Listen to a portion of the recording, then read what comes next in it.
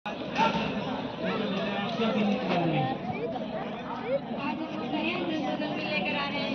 जाओ सर। भारतीय उत्तर लगातार गिरता जा रहा है। ऐसा लगता है कि ये सरकार इसके लिए बिल्कुल भी जागरूक नहीं है। भारत विश्व की पांचवी बड़ी अर्थव्यवस्था बन गया है और भारत एक विश्व शक्ति देश में विश्व मानचित्र पर अंकित होगा। देखिए, हमारे सामने नेता प्रतिपक्ष में आने वाला है। हम उनसे भी बातचीत करेंगे और आपको संसद भवन की पूरी जानकारी देने का प्रयास करेंगे। आज संसद का पहला दिन है। जी हाँ, लंबे समय के बाद संसद सत्र शुरू हो रहा है। सरकार राष्ट्रीय मुद्दों पर लोगों का ध्यान हटाकर विकास को पीछे छोड़कर अपने कामों से व्यस्त है। आज हम सरकार से देश की बिगड़ती हुई कानूनी व्यवस्थाएं, महंगाई, बेरोजगारी जैसे विभिन्न मुद्दों पर चर्चा करेंगे। आज संसद के पहले सत्र पर सड़क एवं परिवहन मंत्री जी ने मोटरयान संशोधन अधिनियम पर बिल लाया है और माननीय वित्त मंत्री ने भारत को एक विश्व शक्ति बनाने की बात की है। वही नेता प्रतिपक्ष ने सरकार को घेरने की बात की है। आइए देखते हैं राष्ट्रीय वरिष्ठ माध्यमिक विद्यालय आकेरा की युवा संसद। धन्यवाद।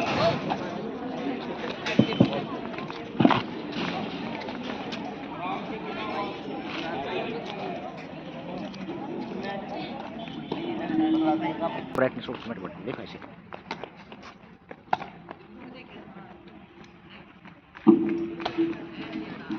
कुछ नहीं दिख रहा सर मुझे इसमें। मेरे को खुद नहीं दिख रहा है।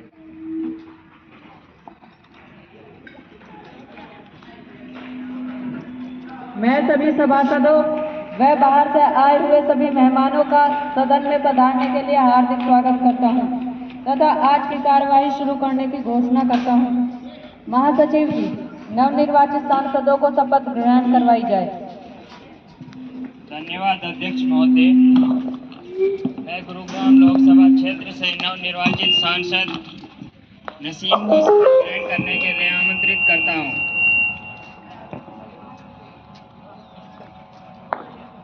महोदय, आप शपथ ग्रहण करेंगे या प्रतिज्ञा? महोदय, आप किस भाषा में शपथ ग्रहण करेंगे?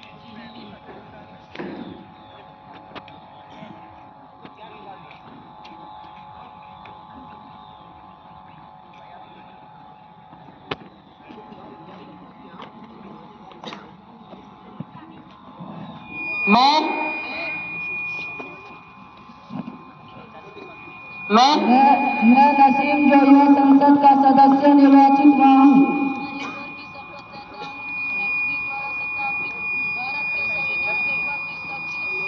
और संविधान निष्ठा रखूंगा। मैं भारत की प्रभुता और अखंडता को बनाए रखूंगा तथा जिस पद को मैं ग्रहण करने वाला हूँ उसके कर्तव्यों का श्रद्धापूर्वक निर्वहन करूंगा। धन्यवाद।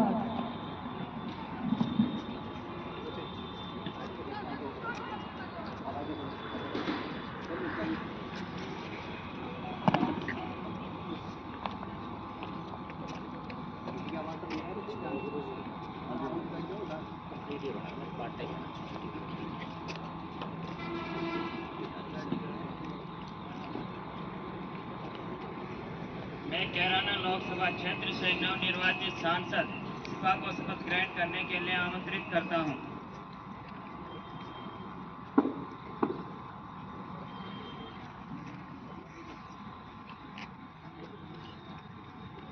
महोदय, आप शपथ ग्रहण करेंगे या प्रतिज्ञा? जी, मैं प्रतिज्ञा करूंगी।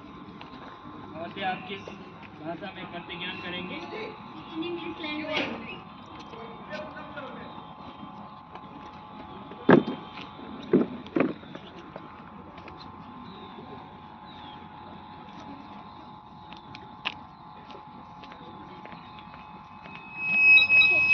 I, Nasiba, having been elected a member of this parliament, solemnly affirm that will be true faith and allegiance to the Constitution of India, as by law established, that I will uphold the sovereignty of India, and that I will faithfully discharge the duty upon which I am about to enter.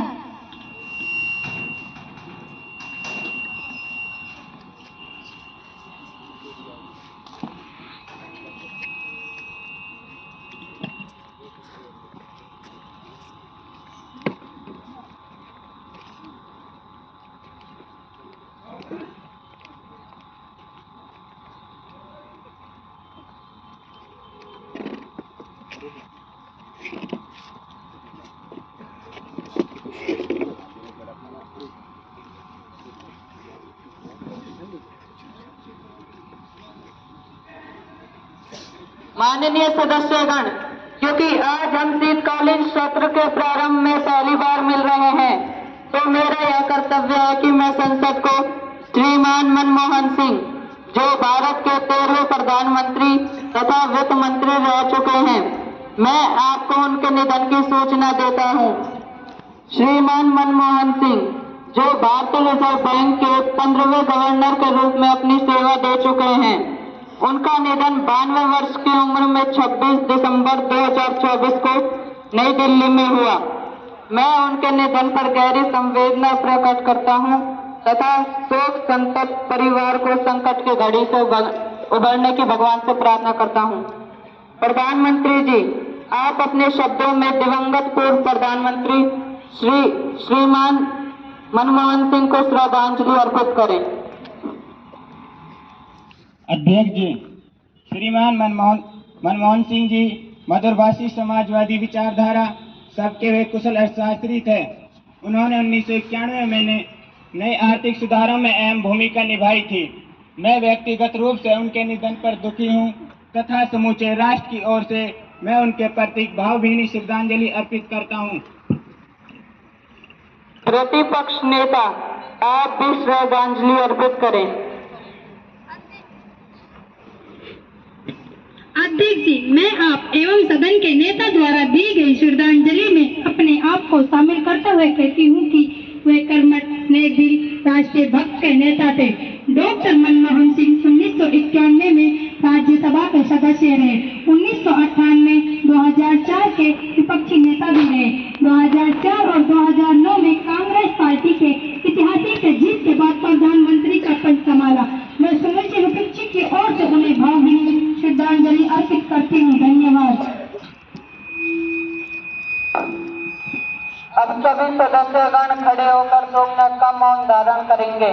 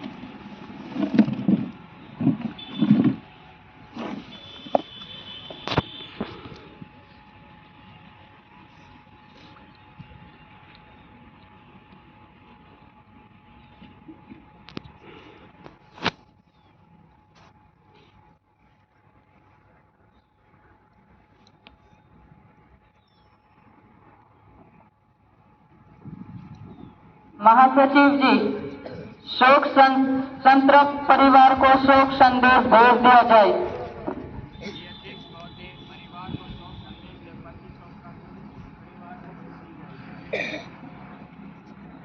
माननीय सभासदों, अब सदन की कार्यवाही शुरू की जाती है। महासचिव जी, पर्सन सूची व आज का एजेंडा सभासदों में बांटा जाए। बांटा जा रहा है।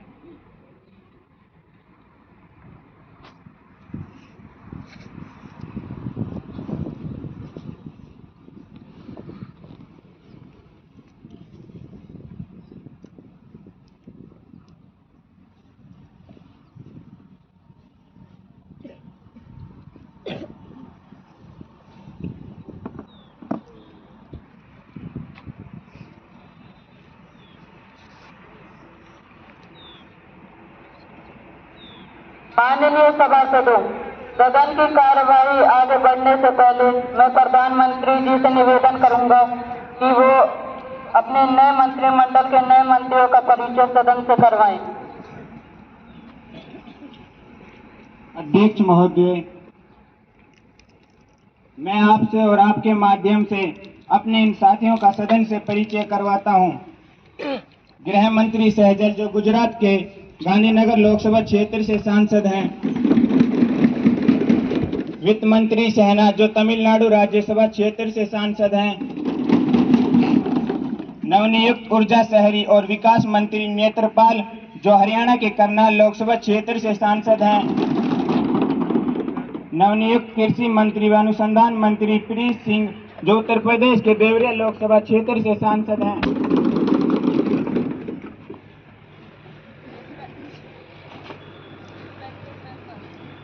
आज हमारे बीच मौजूद हैं इंडोनेशिया के विदेश मंत्री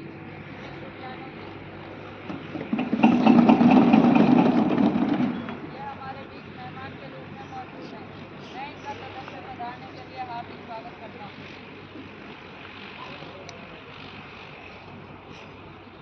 प्रश्न संख्या 101 जिल्साना अपना प्रश्न पेश करें।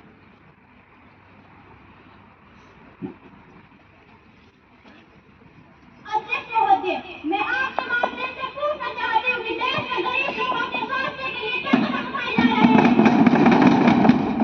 स्वास्थ्य एवं परिवार कल्याण मंत्री नेहा कृपया जवाब दीजिए। माननीय अध्यक्ष महोदय, मैं अपने विपक्षी नेता को ये बता देना चाहती हूँ कि हमारी सरकार ने गरीबी को दूर करने के लिए कई कदम उठाए हैं, जिसमें मिड डे मील योजना, प्रधानमंत्री गरीब कल्याण, अन्य योजना, उज्ज्वला योजना और उजाला योजना आदि के तहत देश के 24 करोड़ लोग बहुआयामी गरीबी से बाहर आए। 2013-14 से 2022-23 तक देश में बहुआयामी गरीबी 29.17% से घटकर 11.28% हो गई है। धन्यवाद। प्रश्न संख्या 102 जानिस्ता अपना प्रश्न पेश करें।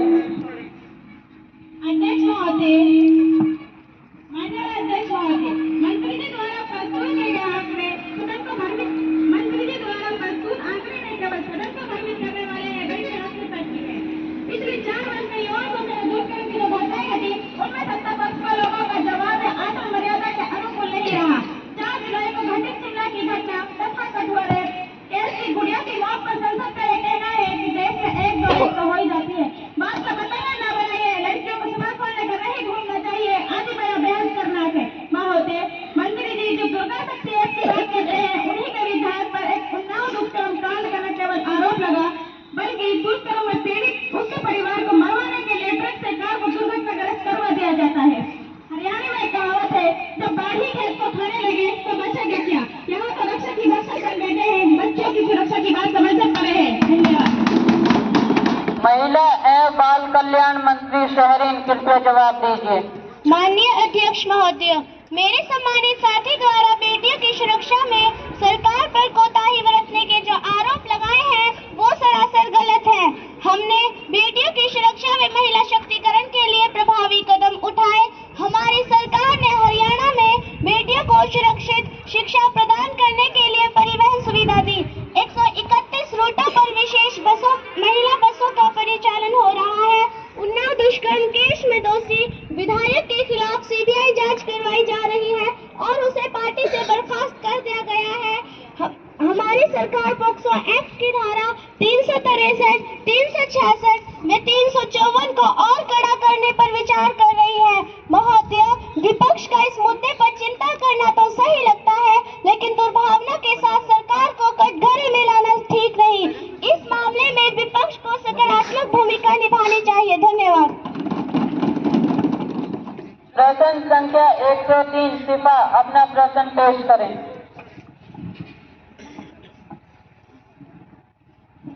अध्यक्ष महोदय, मंत्री द्वारा पेश किए गए आंकड़े सिर्फ दीपक होती है। पिछले वर्ष जितने भी कर्मचारी रिटायर हुए थे, उनकी पेंशन राशि 1250 रुपए तक बनी थी। क्या इतनी कम राशि में कोई व्यक्ति अपने 2 वक्त की रोटी तथा एसएमआई बीमारी को खर्च कर पाएगा? महोदय, सरकार की स्कीमों की वजह से पेंशन राशि नहीं निकल सकती। यहाँ तक कि एनपीएस के रखरखाव के लिए पेंशन खाते में जमा राशि पर 10.005% टैक्स कटेगा। तब सरकार कैसे कह सकती है हम कर्मचारी की हितों की चिंता करते हैं? श्रम एवं रोजगार मंत्री शादिया जवाब दीजिए। माननीय अध्यक्ष जी, मेरे सम्मानित साथी द्वारा पेंशनधारी कर्मचारी की जो चिंता जाहिर की है, इसके संबंध में मैं बता देना चाहती हूँ कि टीयर 2 में लगा पैसा पूरी तरह से सुरक्षित है। गत दिनों में मंत्री समूह की बैठक में इस विषय पर विचार विमर्श किया गया था। हमने पेंशन भोगी ही नहीं बल्कि प्रत्येक व्यक्ति के लिए स्वास्थ्य कार्ड बनाकर लोगों के स्वास्थ्य संबंधित चिंताओं का निराकरण किया है। कर्मचारी द्वारा राशि के उनके संपूर्ण कार्यकाल में 2 बार 25% तक निकलवाया जा सकता है। इस संबंध में वित्त विशेषज्ञों से राय भी मांगी जा रही है ताकि कर्मचारी हितों पर कोई आंच न आए। धन्यवाद। प्रश्न संख्या 104 नीरज अपना प्रश्न पेश करें। श्रीमान अध्यक्ष जी, क्या सरकार इस बात से अवगत है कि डॉलर के मुकाबले भारतीय रुपये का मूल्य लगातार जारी है और यह गिरकर प्रति डॉलर 86.55 हो गया है, यानी कि $1 के बदले अब हमें 86.55 रुपए खर्च करने होंगे। इस बेलगाम अवमूल्यन का कारण क्या है और सरकार रुपयों का अवमूल्यन को रोकने के लिए कौन कौन से कदम उठा रही है? वित्त मंत्री शहनाज कृपया जवाब दीजिए। अध्यक्ष जी, सरकार को यह जानकारी है कि डॉलर के मुकाबले भारतीय रुपए का अवमूल्यन हो रहा है। महोदय, इसका प्रमुख कारण सोने के आयात में तीव्र वृद्धि है, जिसके कारण चालू खाते का घाटा अधिक बढ़ गया है। अध्यक्ष जी, मैं इस सदन को यह सूचित करना चाहती हूँ कि भले ही डॉलर के मुकाबले में भारतीय रुपए 86.55 हो गया है, परंतु इस अवमूल्यन को रोकने के लिए सरकार एवं आरबीआई ने कई कदम उठाए हैं। आरबीआई ने 300,000 के बॉन्ड बेचने का निर्णय लिया है, जिससे बाजार की तरलता को सोखा जा सके। आरबीआई ने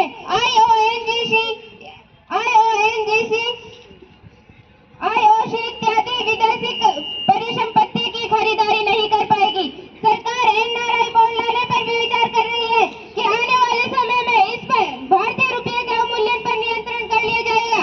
क्या महोदय आप ये कहना चाहते हैं कि अर्थव्यवस्था को भगवान भरोसे छोड़ दिया जाए? अगर अर्थव्यवस्था को भगवान भरोसे छोड़ दिया जाए तो सरकार इस्तीफा दे।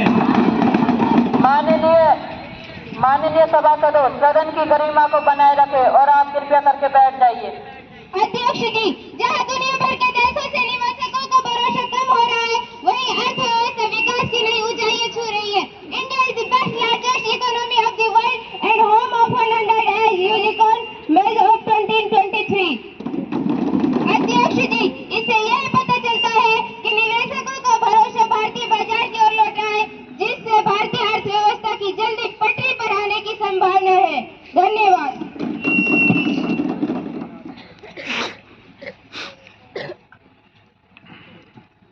प्रश्न संख्या 105 साहिब अपना प्रश्न पेश करें। अध्यक्ष महोदय, मैं ये जानना चाहता हूँ कि क्या खाद्य एवं कृषि मंत्री इस बात से अवगत है कि प्याज, टमाटर और अदरक के मूल्यों में बहुत वृद्धि हो रही है? इस स्थिति को मैं चंद पंक्तियों में बयां करना चाहूंगा। भूख, महंगाई और गरीबी इस मुझसे कर रही थी। भूख, महंगाई और गरीबी इस मुझसे कर रही थी। एक होती तो निभाता तीनों मुझसे मर रही थी। सरकार प्याज, टमाटर और अदरक की मूल्य वृद्धि को रोकने के लिए क्या विचार कर रही है? क्या सरकार इसके निर्यात पर रोक लगाने का विचार कर रही है? धन्यवाद। खाद्य मंत्री कपिल कृपया जवाब दीजिए। माना कि तेरे दीद के काबिल नहीं हूँ मैं, माना कि तेरे दीद के काबिल नहीं हूँ मैं, तू मेरा शौक देख, मेरा इंतजार देख।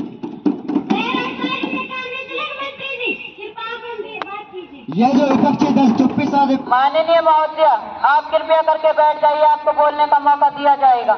ये जो विपक्षी दल चुप्पी साधे बैठा है, आंखों पर गांधारी जैसी पट्टी बांध बैठा है, इसलिए अब चौराहों पर शपथ खोलूंगा मैं, चाहे सूली पर टंग जाऊं, मन का सच बोलूंगा मैं। होना हो यह जमाखोर तुम्हारे हैं, होना हो यह जमाखोर तुम्हारे हैं, या तो कोष तुम्हारा है या रिश्तेदार तुम्हारे हैं। अध्यक्ष जी, टमाटर, प्याज और अदरक के मूल्य में हो रही वृद्धि की जानकारी सरकार को है। सरकार इनकी कीमतों पर नियंत्रण के लिए कई प्रकार के उपाय भी कर रही है। जमाखोरों के खिलाफ लगातार छापेमारी की कार्यवाही जारी है। सरकार टमाटर, प्याज व अदरक के आयात के संबंध में बांग्लादेश सरकार के संपर्क में भी है। धन्यवाद। प्रश्न संख्या 106 शाहरुख अपना प्रश्न पेश करें। उत्तर भारत में धुएं की चादर ओढ़ी हुई है। हर सांस के साथ न जाने कितना धुआं हम अपने अंदर ले जाते हैं। प्रदूषण फैलाने का आरोप बेचारे किसानों पर मंड दिया जाता है। आप ही की तो बात मानते हैं। उत्तर भारत में परालू प्रबंधन पर आपकी सरकार ने क्या कदम उठाया है? विद्यालयों की परीक्षा सरकारी विद्यालयों की छुट्टियां करना क्या इस समस्या का समाधान है?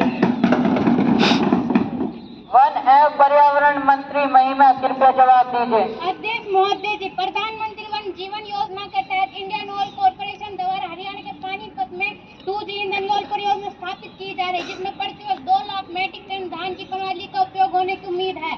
SPCL द्वारा भटिंडा में एक और ईंधन ऑयल परियोजना स्थापित की जा रही है। CPC में प्रणाली चलाने के संबंध में निगरानी और कार्रवाई को तेज करने के लिए पंजाब के 16 जिले और हरियाणा के 10 जिलों में कुल 26 जिलों को तैनात किया है।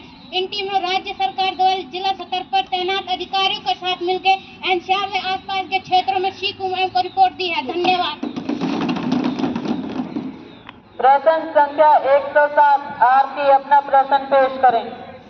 माननीय अध्यक्ष जी, सदन में चर्चा के माध्यम से इस देश के आम हवाई यात्री का दर्द करना चाहूंगी। सत्ता पक्ष का वादा था कि हवाई चप्पल वाला आदमी हवाई यात्रा अफोर्ड कर सकता है, लेकिन ऐसा बिल्कुल भी नहीं है। और ऐसा क्यों है कि एक ही दिन 2 विभिन्न एयरलाइन का किराया अलग अलग है? धन्यवाद।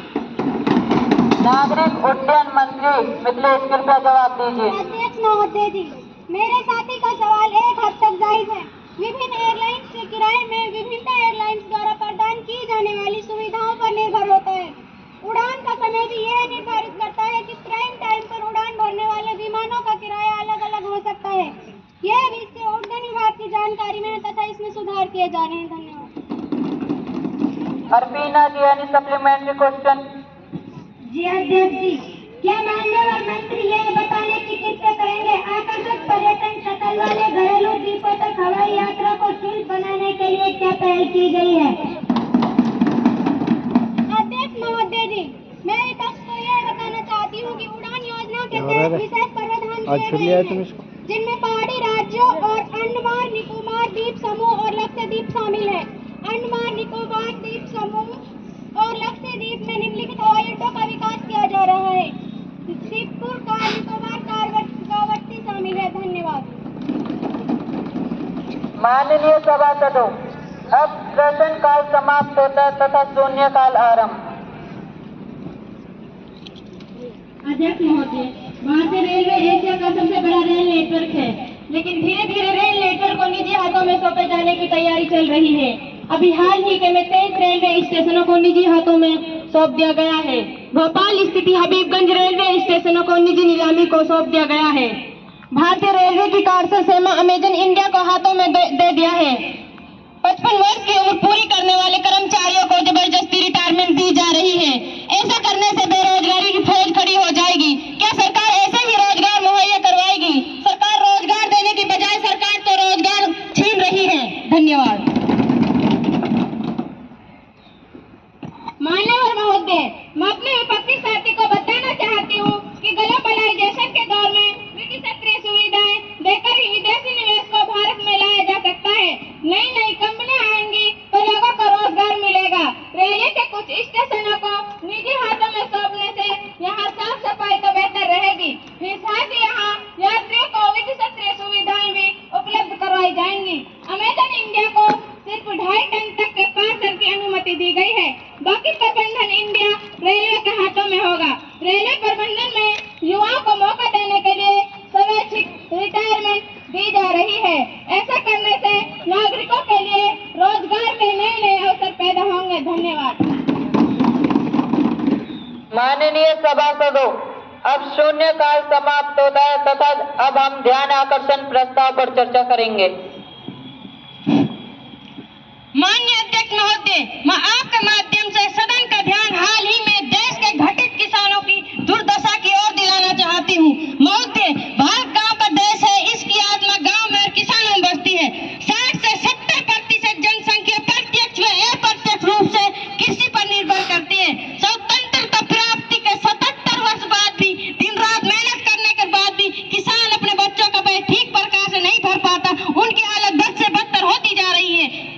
जमीन के मुआवजे में देरी से महाराष्ट्र, हरियाणा, पंजाब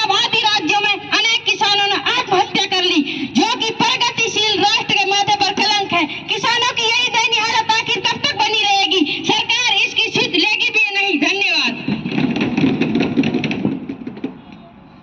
माननीय अध्यक्ष जी, देश में जिस प्रकार से किसानों की आत्महत्या का बढ़ना चिंता का विषय तो है, लेकिन ऐसा नहीं कि हमारी सरकार किसानों की समस्या का ध्यान ही न रख रही हो। हमारी सरकार द्वारा किसानों के लिए सख्त प्रयास किए गए हैं, जिनके उत्साहजनक व सकारात्मक परिणाम दिखने लगे हैं। राष्ट्रीय किसान को आयोग का भी गठन किया गया है। किसानों को मौसम की मार से बचाने के लिए फसल बीमा योजना की शुरुआत की गई है। किसानों के कल्याण हेतु 1.52 लाख करोड़ बजटीय प्रावधान इस बजट में किया गया है। किसान सम्मान निधि योजना के तहत देश के प्रत्येक किसानों को 6,000 रुपए मिलेंगे। इसके अलावा पेंशन योजना लागू करने का भी ऐलान किया गया है। माननीय महोदय, हमारी सरकार जीरो बजट खेती पद्धति पूरे देश में लागू करने का प्रयास करेगी, जिससे किसानों को किसी प्रकार का कर्ज ही न लेना पड़े और हमारी सरकार किसानों को आत्महत्या न करनी पड़े। इसके लिए हमारी सरकार 1 करोड़ किसानों को क्रेडिट कार्ड जारी करेगी। धन्यवाद। मान्यवर महोदय, फसल किसान की रीढ़ होती है। इसके सहारे ही इसके परिवार की नई अपार होती है। बच्चों की शिक्षा से लेकर लड़कियों की शादी तक इस पर निर्भर है।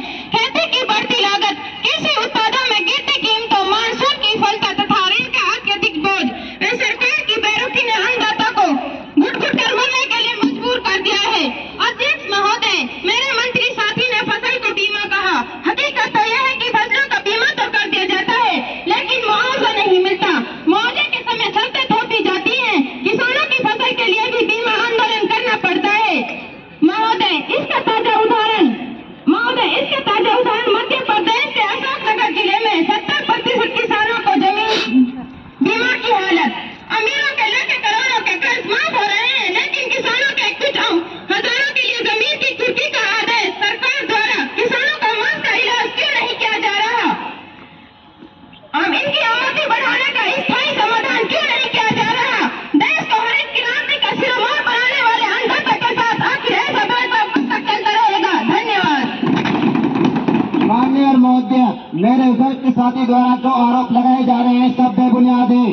फसल बीमा योजना किसानों को प्राकृतिक आपदाओं से बचाने के लिए लागू की गई थी। इसमें खरीफ फसलों के लिए 2% एवं रबी की फसलों के लिए 1.5% प्रीमियम दर का भुगतान करना होता है। पहले प्रीमियम दर पर कैंपिंग का प्रावधान था, अब इसे हटा दिया गया है। इसमें बिना कटौती के पूरी बीमित राशि का दावा मिलेगा, उतना किसी सरकार से नहीं। किसानों को निर्बाध बिजली की आपूर्ति की जा रही है, जिससे वे अपनी फसल पका सके। हमारी सरकार छोटे किसानों को कर्ज माफी पर भी विचार कर रही है। हमारी सरकार द्वारा किसानों की आय बढ़ाने के लिए मधुमक्खी पालन व शहद मिशन पर भी काम शुरू कर दिया गया है। धन्यवाद। माननीय सभासदों, अब हम ध्यान आकर्षण प्रस्ताव पर चर्चा खत्म करते हैं तथा अब विपक्षी सांसद साहिब विशेष अधिकार हनन मामला संसद के पटल पर रखें। अध्यक्ष महोदय, आज सुबह जब मैं सदन की कार्रवाई में भाग लेने के लिए आ रहा था तो नूह चौक पर पुलिस ने मेरी गाड़ी को रोक लिया, जबकि मेरी गाड़ी पर वीआईपी लेबल भी लगा था। मैंने अपना उन्हें पहचान पत्र भी दिखाया, लेकिन उन्होंने मुझे घंटों तक रोके रखा। यह एक पदक विशेष अधिकार के हनन का मामला बनता है। अध्यक्ष महोदय, इसके लिए सरकार को कड़े निर्देश दिए जाए। धन्यवाद। गृह मंत्री जी। अध्यक्ष महोदय, मैं सरकार की तरफ से खेद प्रकट करती हूँ और इनकी शिकायत विशेष अधिकारी हनन समिति और आगामी कार्यवाही के लिए भेज दी जाएगी। दोषी पुलिस अधिकारी विभागीय नियमों के अनुसार कार्यवाही दी जा रही है। धन्यवाद। माननीय महोदय, क्या आप गृह मंत्री जी के उत्तर से संतुष्ट हैं? जी महोदय, मैं मंत्री जी के उत्तर से संतुष्ट हूँ। माननीय सभासदों, अब हम काम रोको प्रस्ताव पर चर्चा करेंगे। महोदय जी, मणिपुर में पिछले साल मई के महीने से शुरू हुई हिंसा रुकने का नाम ही नहीं ले रही है। बीच में कुछ महीनों के लिए शांति तो थी, मगर सितंबर के बाद से वह लगातार हिंसा हो रही है। कुछ लोग इस हिंसा के लिए मैं और कुकी दोनों समुदाय को जिम्मेदार मानते हैं और कुछ लोग म्यांमार और बांग्लादेश में बैठे टेररिस्ट ग्रुप का हाथ देखते हैं और कुछ को अमेरिका पर भी शक है। तो हमारा आपसे सवाल है कि क्या वजह है कि सरकार मणिपुर में 1.5 साल बाद भी सिचुएशन नॉर्मल क्यों नहीं कर पाई, सब हैरान है। जब सरकार कश्मीर में रातों रात 370 हटाकर उसे मुख्य धारा में जोड़ सकती है, चुनाव भी करा सकती है, तो क्या वजह है सरकार मणिपुर की हिंसा को काबू क्यों नहीं कर पा रही, जबकि राज्य में 75,000 सैनिक भी तैनात हैं। धन्यवाद। आज जब मैं आपके बीच आया हूँ, इस लोकतंत्र के मंदिर में खड़ा हूँ, तब मेरा हृदय पीड़ा से भरा हुआ है, क्रोध से भरा हुआ है। मणिपुर की जो घटना सामने आई है वो किसी भी सभ्य समाज के लिए शर्मसार करने वाली घटना है। पाप करने वाले, गुनाह करने वाले कितने हैं वो अपनी जगह पर हैं, लेकिन बेइज्जती पूरे देश की हो रही है। 1 से 4 करोड़ देशवासियों को शर्मसार होना पड़ रहा है। महंत जी, मणिपुर हिंसा को 1.5 साल हो गया है। मणिपुर हिंदुस्तान का ही एक अंग है, मगर प्रधानमंत्री आज तक मणिपुर नहीं गए। होम मिनिस्टर को अपना काम करना चाहिए, मगर किसी न किसी कारण होम मिनिस्टर अपने काम में रुचि नहीं ले रहे। महोदय जी, इस विषय को लेकर आपके आरोप निराधार है और गलत है। मैं आपको बता दूं कि पिछले 10 सालों में नॉर्थ ईस्ट में हर क्षेत्र में तेजी से विकास हुआ है। आज भी मणिपुर की हिंसा को रोकने के लिए CRPF की 124 कंपनियों को तैनात किया गया है। अतिरिक्त सुरक्षा बल को भी तैनात किया गया है। तुरंत हेलीकॉप्टर में ड्रोन को तैनात किया गया है। आवश्यक वस्तु प्राप्ति आपूर्ति सुनिश्चित की गई है। आप भूल गए कि आपके शासनकाल में भड़की हुई हिंसा कई वर्ष तक चली थी। रही बात मणिपुर जाने की, तो मैं खुद 26 मई से 1 जून तक मणिपुर प्रभावित क्षेत्र के दौरे पर रही थी और आप भी मणिपुर गए थे। आपसे कहा गया था कि आप हवाई जहाज से चले जाइए। आपने कहा था कि मैं रोड से जाऊंगा। आप वहां गए थे, वहां की हिंसा लाइव कराकर ऑल इंडिया को दिखाया। इस तरह की राजनीति इस विस्मित परिस्थिति में मत कीजिए। धन्यवाद। उग्रवादियों ने मणिपुर में हिंदुस्तान की हत्या की है। इन्होंने मणिपुर को नहीं, हिंदुस्तान को मणिपुर में मारा है। मणिपुर विभाजित नहीं है, मेरे देश का अंग है। इसकी रक्षा के लिए सरकार हर संभव प्रयास कर रही है। रिस्पेक्टेड मेंबर, जो मणिपुर हिंसा पर चर्चा चाहते हैं से यस, अब जो चर्चा नहीं चाहते से नो। ना कहने वालों का बहुमत है, ना कहने वालों का बहुमत है, ना कहने वालों का बहुमत है। अतः काम रोक प्रस्ताव पर चर्चा अस्वीकार की जाती है। माननीय सभासदों, अब सदन में कानून संबंधी कार्य शुरू होता है। माननीय सड़क एवं परिवहन मंत्री जी विधेयक का पुनः स्थापन करेंगे। माननीय, मैं मोटरयान संशोधन विधेयक को पुनः स्थापित करने की अनुमति चाहती हूँ। प्रश्न यह है कि इस बिल पर सीधी चर्चा की जाए या इसे स्थायी समिति को सौंप दिया जाए। माननीय सभासदों, इस बिल पर सीधी चर्चा की अनुमति दी जाती है। महोदय, मैं विधेयक पुनः स्थापित करती हूँ। अध्यक्ष महोदय, मेरे द्वारा पुनः स्थापित किए जाने वाले विधेयक का शीर्षक है मोटरयान कानून संशोधन विधेयक है। 76 पक्ष वाले इस विधेयक में कुल 223 धाराएं हैं, जो सभी आवश्यक परिवहन नियमों के प्रावधानों की विस्तार से व्याख्या करती है। देश का ये कानून 14 अक्टूबर 1988 को बना, जो काफी पुराना हो चुका है। देश में कई वर्षों से यह जरूरत हो रही थी कि मोटरयान कानून में बदलाव लाया जाए। नए विधेयक में न केवल भारी जुर्माने का प्रावधान किया है, बल्कि सड़क दुर्घटनाओं में मौत पर न्यूनतम मुआवजा भी 25,000 से बढ़ाकर 2.5 लाख कर दिया है। यह विधेयक सड़कों को सुरक्षित बनाने और लाखों निर्दोष लोगों की जान बचाने की दिशा में ऐतिहासिक कदम उठाया है। इस विधेयक पर पूर्ण विश्वास है कि इस सदन का प्रत्येक सदस्य, चाहे वह किसी भी दल का हो, इन्हें अपना पूर्ण समर्थन देगा। माननीय सभासदों, इस विधेयक का प्रथम वाचन समाप्त होता है तथा द्वितीय वाचन कल सुबह 11 बजे होगा। तब तक के लिए सदन की कार्यवाही स्थगित की जाती है।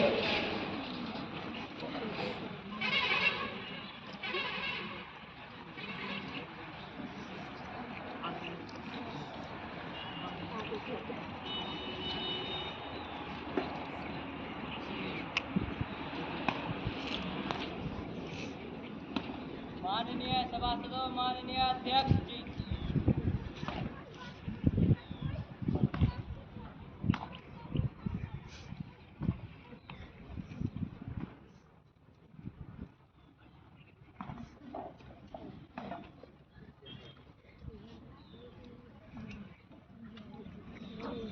मैं सभी सभासदों व बाहर से आए हुए सभी मेहमानों का सदन में पधारने के लिए हार्दिक स्वागत करता हूं तथा आज की कार्यवाही शुरू करने की घोषणा करता हूं।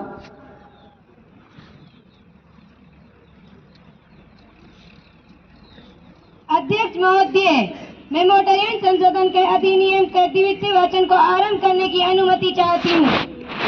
इस बिल पर सीधी चर्चा का फैसला प्रथम वाचन में हो चुका था, इसलिए अब सदन इसकी प्रत्येक धारा पर विस्तार से चर्चा करेगा। अध्यक्ष महोदय, इस बिल की धारा 4 व 18 में 18 वर्ष से कम उम्र के 18 वर्ष की आयु में वाहन न चलाने का प्रावधान, धारा 5 में ऐसे लोगों के लिए वाहन न चलाने का प्रावधान। आज की बढ़ते वैज्ञानिक युग में आज की युवा पीढ़ी में स्कूल कॉलेजों में जाने के लिए वाहन की आवश्यकता होती है। वे 18 वर्ष तक इंतजार नहीं कर सकते। सरकार ऐसा करके युवा पीढ़ी के सपनों को नष्ट कर रही है। धन्यवाद। माननीय अध्यक्ष महोदय, बच्चे किसी भी राष्ट्र की अमूल्य धरोहर होते हैं। वे देश के भावी कर्णधार होते हैं। यदि उनका खून सड़कों पर बहता रहे, क्या यह जायज है? मैं अपने विपक्षी साथी को बताना चाहती हूँ कि भारत में हर वर्ष 5 लाख सड़क दुर्घटनाएं होती हैं। माननीय महोदय, मैं अपने साथी को सदन के माध्यम से बताना चाहती हूँ कि माता पिता या मालिक के खिलाफ कार्रवाई के डर से नाबालिग बच्चों को वाहन सड़क पर दौड़ने के लिए कम दिया जाएगा। ऐसे होने से न केवल सड़क दुर्घटनाओं में कमी आएगी, बल्कि लोग सड़क जागरूक नियमों के प्रति जागरूक होंगे। मत करो रे। माननीय मंत्री जी द्वारा जो संशोधन बिल पेश किया गया है, उसके कई बिंदुओं पर मुझे आपत्ति है। नंबर 1, बिल में वाहनों के पंजीकरण का अधिकार डीलरों को दिया गया है। इसमें सरकार की डीलरों को लाभ पहुंचाने की मंशा प्रकट होती है। नंबर 2, देश में एक ही व्यक्ति के नाम पर कई लाइसेंस हैं। देश में लगभग 30 लाख बोगस लाइसेंस हैं। आए दिन दुर्घटनाओं का कारण बनते हैं। बिल में ऐसा कुछ नहीं तो बस किया कि इनका समाधान किस प्रकार करेंगे। मेरे विपक्षी द्वारा प्रकट की गई शंकाओं का निवारण करना चाहूंगी। प्रथम, डीलर वाहन का पंजीकरण तो करेंगे, लेकिन क्षेत्रीय परिवहन कार्यालय को इसका शुल्क भी अदा करेंगे। इसमें डीलरों को लाभ पहुंचाने जैसी कोई बात नहीं है। सिर्फ वाहन प्रयोक्ताओं को झंझटों से छुटकारा दिलवाने के लिए ऐसा किया गया है। सरकार तो ऐसे सपने दिखा रही है मानो बिल के पास होते ही सड़क हादसों में कमी आ जाएगी। सड़कों की दुर्दशा ऐसी है कि पता ही नहीं चलता। सड़क में गड्ढे हैं, गड्ढों में सड़क है। सरकार परिवहन की बढ़ोतरी में चिंता तो करती है, लेकिन बढ़ते दिन गड्ढों में चिंता तो करती है। सरकार परिवहन में बढ़ोतरी की चिंता तो करती है, लेकिन दिन प्रतिदिन बढ़ रहा है प्रदूषण की तरफ बिल्कुल भी ध्यान नहीं दिया है। दिनों दिन सरकार के निर्माण में हजारों पेड़ों को काटा जा रहा है। धन्यवाद। मेरे साथी द्वारा पर्यावरण की चिंता करना तो वाजिब है। जो लोग सपने दिखाने की बात कह रहा है, मैं बता देना चाहती हूँ, जो लोग सपने दिखाकर उनको पूरा नहीं करते, उन्हें जनता बदल देती है। मंत्री जी प्रश्न का उत्तर दें। माननीय, मैं बता देना चाहती हूँ कि परिवहन व्यवस्था को अंतर्राष्ट्रीय भावों के अनुरूप बनाने के लिए नए बिल में सड़क हादसों के लिए सड़क बनाने वाली कंपनी और इंजीनियरों की भी जवाबदेही तय की जाएगी।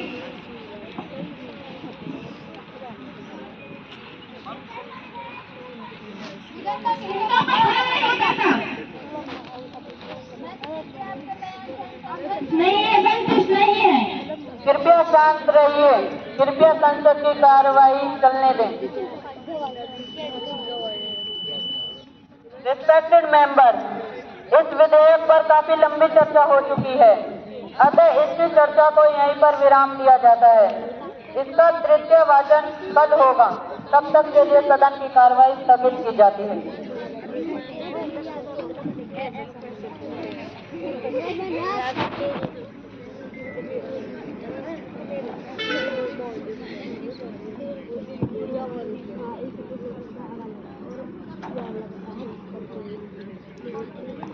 माननीय सभासदों, माननीय अध्यक्ष जी,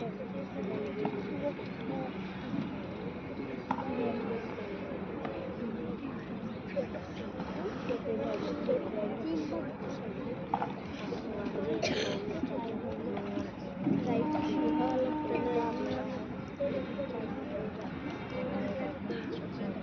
सभी सभासदों व बाहर से आए हुए सभी मेहमानों का सदन में पधारने के लिए हार्दिक स्वागत करता हूं तथा आज की कार्यवाही शुरू करने की घोषणा करता हूं।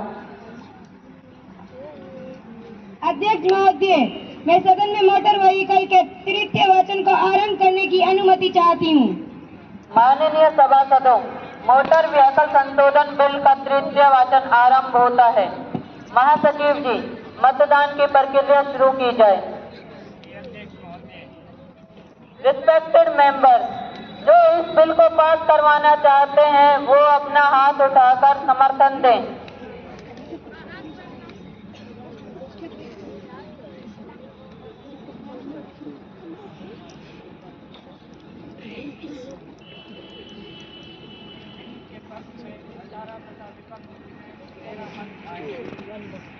इस बिल के पक्ष में 18 तथा विपक्ष में 13 मत पड़े हैं, अतः यह बिल 5 मुकाबले से पास किया जाता है।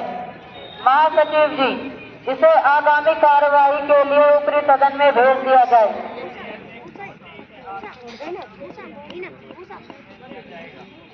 माननीय सभासदों, अब सदन की कार्यवाही को अनिश्चित काल के लिए स्थगित किया जाता है। अब सभी सदस्यगण से अनुरोध है कि वो खड़े होकर राष्ट्रगान के लिए खड़े हो जाएं।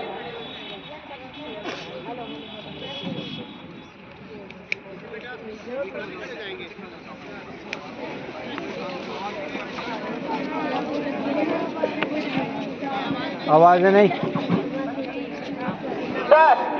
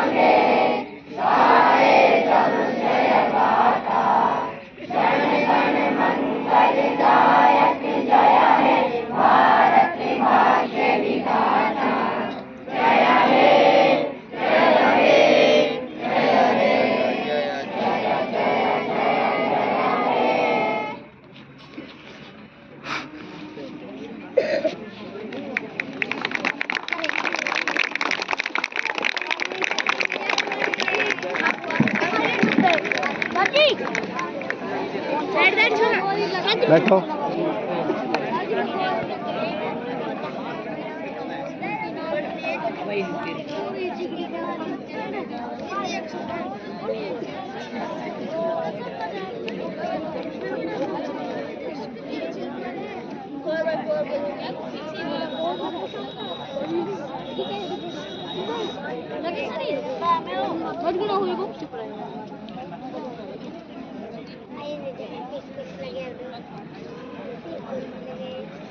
साइड से आए डॉक्टर प्रमोद और सदस्य से भी है CGP CNG होंगे जी।